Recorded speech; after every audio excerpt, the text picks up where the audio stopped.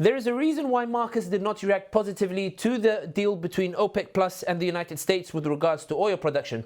And that is because nobody, including the producers themselves, including those who have promised to cut production, nobody believes that the parties to the deal are going to abide by their quotas. More specifically, nobody believes that the US is going to abide by its quota. Let's remember that the only reason Mexico agreed to the deal was based on the promise that Trump would take on the production cuts that OPEC were trying to pressure Mexico to make. Moreover, when you look at the US discourse, when you look at Bloomberg or the Wall Street Journal or the general analysts that are exploring the oil crisis or discussing the oil crisis between Saudi Arabia, Russia and the US and the like, you can see in the US that the discourse centers on hailing Trump for bringing about a deal by yielding very little. In fact, there are some analysts who have asserted that the promises that Trump made to Saudi Arabia with regards to production cuts are only as valuable as the ink on the piece of paper. In other words, that Trump has no intention of abiding by those quotas. And herein lies the issue, because with regards to the production cuts, this was the crux of the issue. With regards to US production cuts, this was the crux of the issue that led to the oil price war in the first place, which is this idea that every time OPEC cuts production, the US comes in and takes market share and takes advantage of that gap that OPEC vacates. Now, US analysts have legitimate grievances on an abstract market level, in the sense that they argue that Saudi Arabia have used OPEC as a cartel to manipulate oil prices in its favor. And if Saudi Arabia had not played with the oil prices, then there would have been an acceptable price that would have benefited the US shale, benefited Saudi Arabia, probably not as much, and benefited the rest of OPEC. Moreover, US oil analysts point to the fact that Russia rarely ever abides by its quota. And the reason Russia is a big oil producer is because Russia has not abided by its quota, yet Saudi Arabia did not react to Russia in the same manner that it's reacting to the US. This, in an abstract market analysis, makes sense. In the real world, in the real in the politics world, it doesn't make sense at all, because Russia is not equivalent to the US.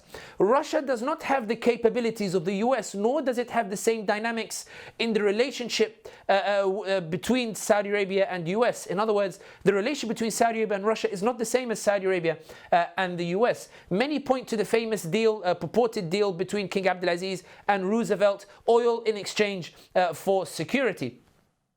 The reality of the matter is this: Russia cannot change the regime in Saudi Arabia in the way that US has attempted to do before. Russia cannot invade Saudi Arabia in the way that the US invaded Iraq. Russia cannot instigate the assassination of rulers in different regimes, whether it's in the Middle East or in Africa, in the same way that the CIA or the US has done in the past. The dynamics are very different. So while in an abstract market perspective, US oil analysts may have legitimate grievances, in the grand scheme of things, the reality of the matter is they don't. Because oil is the check and balance in the Saudi-US relationship. Oil is what prevents the US from overreaching in the Middle East and prevents the US from overreaching in its relationship with Saudi Arabia. Oil is the only way that Saudi Arabia can rein in any possible US aggression or any overreaching on issues such as the Palestine-Israel issue, or indeed the stability and security of the Gulf region. Now, it's true that the US have still engaged in the invasion of Iraq. However, this suggests that there is already an imbalance in the relationship. And if Saudi Arabia loses control of that oil, that imbalance becomes even more.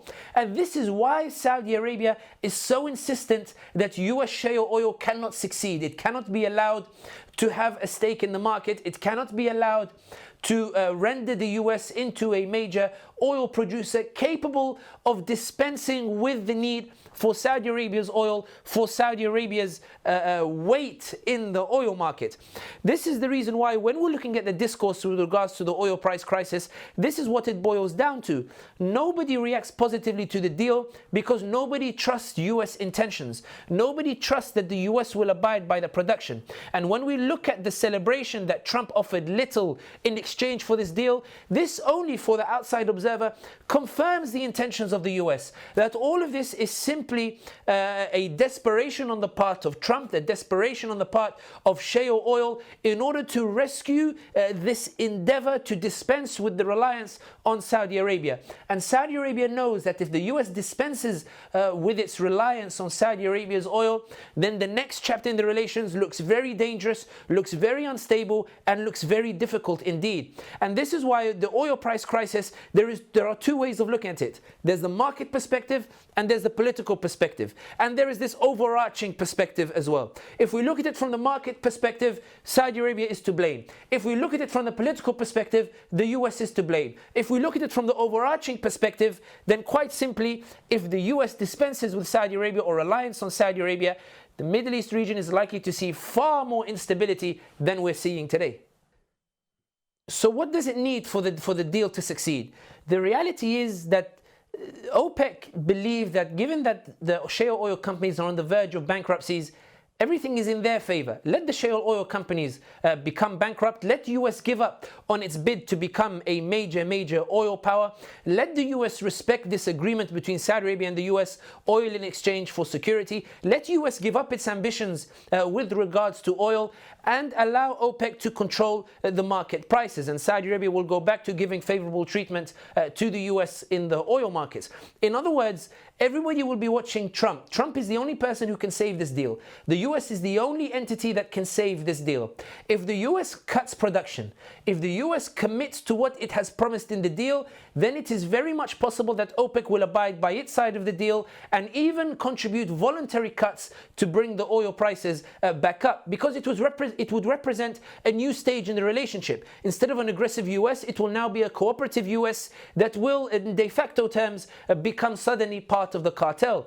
And OPEC is willing to deal with the US on that basis. But if the US does not conduct production, then it goes back to every man for himself, every nation for itself. How can you keep the market share, and how long can each nation survive in this oil price war? OPEC may disintegrate, but Saudi Arabia will dig its heels in, Russia will dig its heels in, the rest of the oil nations will dig their heels in, and essentially it will be a rabid fight to the death to see who is the last man standing. In other words, to ensure any framework for talks, any framework for negotiations, all eyes are on Washington. Will Trump cut production or will he not? That is the marker, that is the sign over whether the deal between OPEC and the US, whether this deal that is trying to save the oil prices and the oil markets will succeed or not.